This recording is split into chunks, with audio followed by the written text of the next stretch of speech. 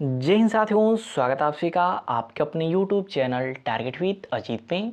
तो साथियों, आज के वीडियो उन सभी एनएम वाली छात्राओं के लिए काफ़ी महत्वपूर्ण हो जाता है जिन्होंने एनएम 5272 वैकेंसी में ईडब्ल्यूएस कैटेगरी से ऑनलाइन आवेदन किया हुआ है, क्योंकि फाइनली ईडब्ल्यूएस आरक्षण पर जो कि सुप्रीम कोर्ट का एक बहुत बड़ा फैसला आ चुका है कि ईडब्ल्यूएस प्रमाण पत्र वैलिड नहीं होने पर आरक्षण जो कि नहीं दिया जाएगा। तो आज के इस वीडियो में हम कंप्लीट समझने वाले हैं कि ईडब्ल्यूएस आरक्षण पर सुप्रीम कोर्ट ने जो फैसला दिया है वो क्या सही है, और एनएम 5272 वैकेंसी में जिन भी छात्राओं ने ईडब्ल्यूएस कैटेगरी से ऑनलाइन आवेदन किया है वो किस तरीके से ऑनलाइन की हैं और उनका सर्टिफिकेट कब का है, तो जो है कि वो ईडब्ल्यूएस कैटेगरी में शामिल होगी, अन्यथा उनको भर्ती प्रक्रिया से बाहर किया जाएगा। तो वीडियो को अंत तक जरूर देखिएगा और चैनल पे नए हैं तो चैनल को सब्सक्राइब जरूर कर लीजिएगा। तो साथियों, आप यहाँ पे देख सकती हैं कि सुप्रीम कोर्ट का जो भी आर्डर आया है वो न्यूज़पेपर के माध्यम से जो कि यहाँ पे दिखाया गया है, और इसको हमने अपने एनएम 5272 ग्रुप में डाल दिया था। अगर आप एनएम 5272 ग्रुप में नहीं ऐड हुई हैं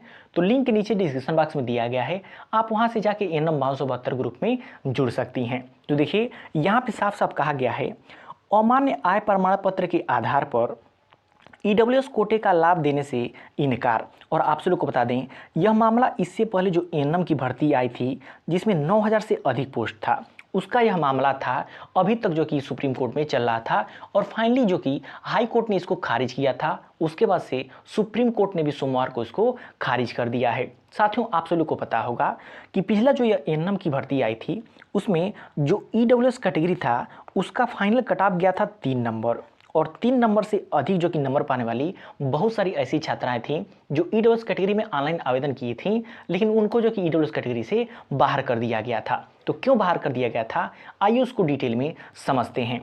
तो सबसे पहले आप सभी लोग को पता होगा, जितने भी एनएम वाली छात्राएं हैं, कि जो ईडब्ल्यूएस प्रमाण पत्र होता है, ईडब्ल्यूएस प्रमाण पत्र होता है, यह वैलिड होता है 1 अप्रैल से 31 मार्च तक। 1 अप्रैल से 31 मार्च तक, यानी कि वित्तीय ईयर, फाइनेंशियल ईयर के लिए यह मान्य होता है। और आप सभी लोग को पता होगा कि यह कब से कब तक मान्य होता है। जैसे मान लीजिए पेट 2025 से कोई वैकेंसी आई हुई है और उसका ऑनलाइन आवेदन मई महीने में, मान लीजिए 5 मई से स्टार्ट होगा, तो जानते हैं ये यहाँ पे ईडब्ल्यूएस प्रमाण पत्र कब का लगेगा, 1 अप्रैल से लेकर के 5 मई के बीच में यहाँ पे ईडब्ल्यूएस प्रमाण पत्र लगेगा।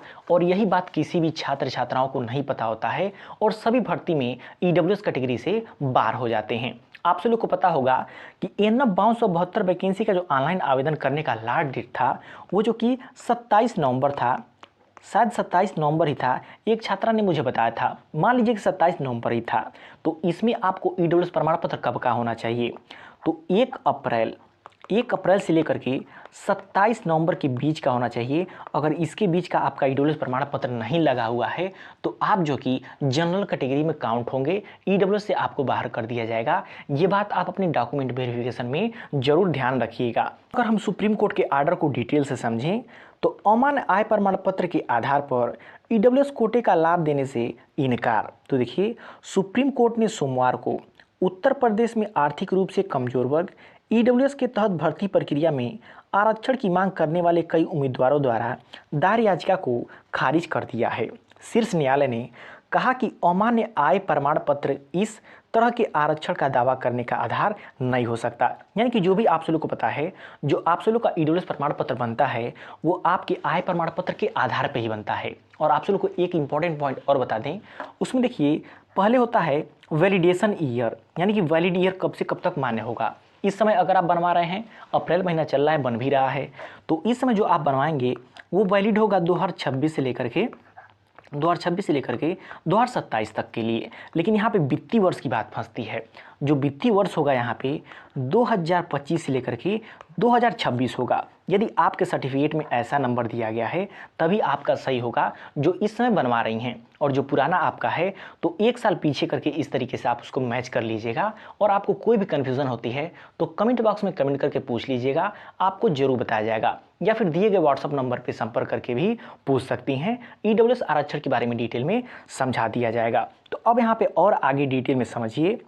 तो पूनम द्विवेदी और अन्य उम्मीदवारों द्वारा दायर याचिका पर सुनवाई कर रही थी, जिसमें उन्होंने इलाहाबाद हाई कोर्ट के उस आदेश को चुनौती दी थी जिसमें उनकी याचिका खारिज कर दी गई थी। यानी कि यह केस पहले भी इलाहाबाद हाई कोर्ट से खारिज कर दिया गया था और साफ साफ यह बात गलत है, क्योंकि देखिए आयोग जो भी वैकेंसी देती है उसके जो कि नियम में साफ साफ लिखा होता है कौन से प्रमाण पत्र कब के होने चाहिए, यानी कि फॉर्म भरने के लास्ट डेट से एक दिन पहले के होने चाहिए। तो अब यहाँ पे अगर और हम डिटेल में समझें, यदि अपीलकर्ताओं द्वारा प्रस्तुत प्रमाण पत्र आवेदन के वर्ष के पूर्व के वित्तीय वर्ष के नहीं थे, देखिए यहाँ पे दिया गया है आवेदन के वर्ष के पूर्व के वित्तीय वर्ष के नहीं थे, जो आपको वित्तीय वर्ष बताए हैं कि एक वर्ष पहले के होने चाहिए और संबंधित वित्तीय वर्ष की समाप्ति से पहले जारी किए गए थे, तो उन प्रमाण पत्रों को स्पष्ट त्रुटि थी।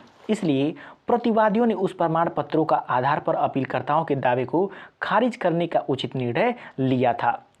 यह मामला राज्य में महिला स्वास्थ्य कर्मियों यानी कि एएनएम की 9000 से अधिक पदों पर भर्ती से संबंधित है, जहां कुछ उम्मीदवारों द्वारा लिखित परीक्षा उत्तीर्ण करने के बावजूद अंतिम चयन प्रक्रिया में बाहर कर दिया गया था। तो जिसका भी ईडब्ल्यूएस का वैलिड प्रमाण पत्र नहीं होगा उसको भर्ती प्रक्रिया से बाहर कर दिया जाएगा, क्योंकि उनको ईडब्ल्यूएस का आरक्षण नहीं दिया जाएगा। तो आई होप अब आप सभी को सारे पॉइंट अच्छे से क्लियर हो गए होंगे। यदि आप यूपी टीपीएससी एएनएम 5272 की छात्रा हैं और आपने ईडब्ल्यूएस कैटेगरी से ऑनलाइन आवेदन किया है और आपको कुछ भी चीज़ें समझ नहीं आ रही हैं, तो आप कमेंट करके पूछ सकते हैं या फिर दिए गए व्हाट्सएप नंबर पर संपर्क कर सकती हैं, आपकी समस्याओं का समाधान किया जाएगा।